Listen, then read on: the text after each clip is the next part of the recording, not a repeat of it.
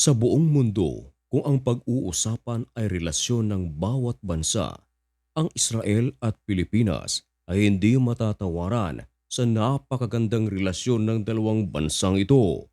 Tumatanaw din ang Israel ng utang na loob sa mga Pilipino dahil sa pamamagitan ng Pilipino ay naisalba ang maraming buhay ng mga Hudyo. Sa panahon ng dating presidente ng Pilipinas ni si Manuel L. Quezon ay pinatuloy nito ang napakaraming mga Hudyo sa Pilipinas sa panahon ng Holocaust. At nang lumipas na ang isa sa mga pinakamatinding pagsubok ng mga Hudyo at ito nga yung Holocaust ay nagpatayo ang Israel ng isang monumento sa Israel na kung tawagin ay Open Doors. Ito ay kanilang ginawa bilang pasasalamat sa mga Pilipino. Sa kasalukuyan, ang Israel at Pilipinas ay merong mga kinakaharap na mga pagsubok. Ang Pilipinas ay nahaharap din sa isang napakalaking problema sa West Philippine Sea. Ito ay dahil sa ang mga teritoryo ng Pilipinas ay inaangkin ng China. Maging ang bansang Israel ay merong kinakaharap na giyera. Matindi ang bakbakan sa pagitan ng Israel at ng Hamas sa Gaza. At maliban sa giyera nito laban sa Hamas, ay tumitindig pa ang isang napakalaging possibility na digmaan sa pagitan ng Israel at ng Hezbollah. Ang Hezbollah ay mga militanteng grupo ng Lebanon na sinusuportahan naman ng bansang Iran. Pero kahit na ang Israel ay nahaharap sa digmaan, ay hindi pa rin ito nakakalimutan ang Pilipinas. Ibinalita ng The Daily Tribune na ang Israel sa pamamagitan ng ambasador nito na nasa Pilipinas na si Ilan Plus ay nag-offer ng isang partnership for AFP Horizon 3 tungkol sa defense. At ito ay hindi basta-bastang mga armas lamang, subalit ang naturang offer ng Israel na defense system ay mga advanced defense system. Ito ay magkasamang kinumpirma ng dalawang panig sa pamamagitan ng ambasador ng Israel sa Pilipinas na si Ilan Floss. At ito ay kinumpirma din ng Armed Forces of the Philippines Horizon 3. Ang Horizon 3 ay isang modernization initiative ng Pilipinas na naglalayong protektahan ang mga teritoryo na pag-aari ng Pilipinas, lalong-lalo na sa South China Sea. Ayon sa Israel, kahit na nahaharap sila sa giyera, ay hindi nila makakalimutan ang Pilipinas. So support pa rin ito sa problema ng Pilipinas. At sa ilalim ng Horizon 3 Phase of the Revised Armed Forces of the Philippines Modernization Program, nagfo-focus ito for the improving of military's archipelagic defense capabilities.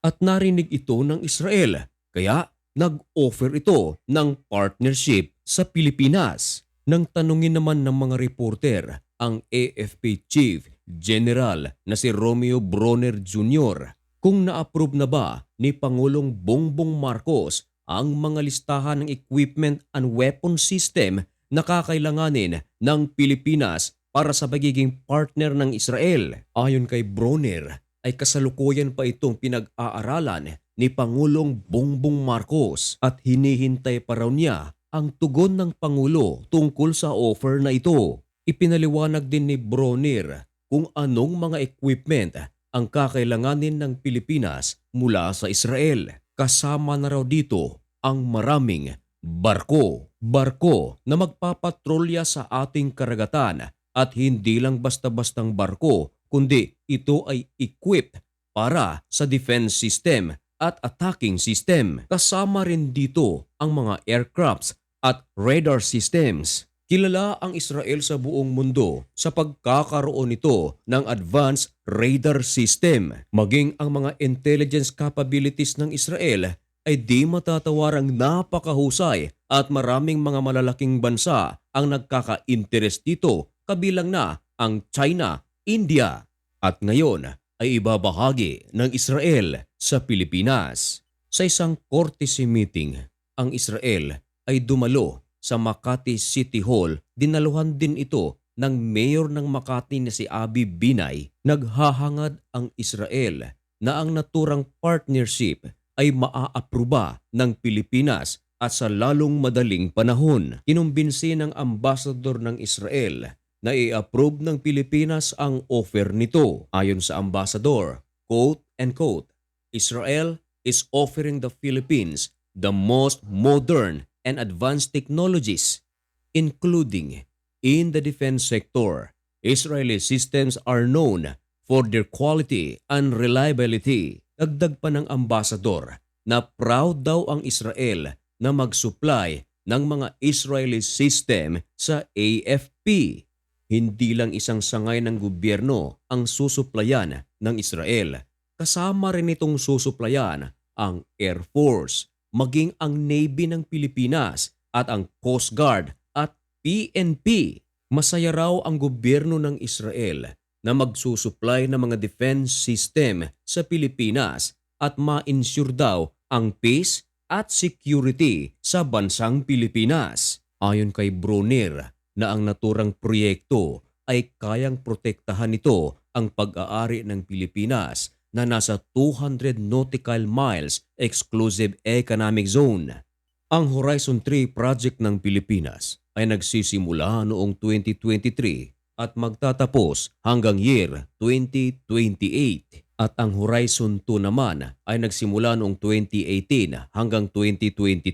Samantalang ang Horizon 1 ay nagsimula noong 2013 hanggang 2017. Kung tutuusin, malaki na rin ang ipinagbago ng sandatahang lakas ng Pilipinas ikumpara noong mga nakaraang mga taon. Isa rin sa mga dahilan kung bakit napupuwersa ang Pilipinas na kinakailangan nitong magpalakas sa kanilang sandatahang lakas ay dahil sa nangyayari sa West Philippine Sea. Anong leso naman ang ating makukuha rito na the more tayong humaharap sa mga malalaking pagsubok ng ating buhay, nagiging malakas naman tayo. Ganyan ang nangyayari sa Pilipinas dahil sa ating pagsubok na kinakaharap sa West Philippine Sea. Ito ang nag-uudyok sa Pilipinas na kinakailangan nating mag-level up upang maprotektahan ang ating pag-aari. Bagamat ang katotohanan ay hindi pa natin kayang pantayan ang puwersa ng ibang bansa na nang-aagaw ng ating teritoryo,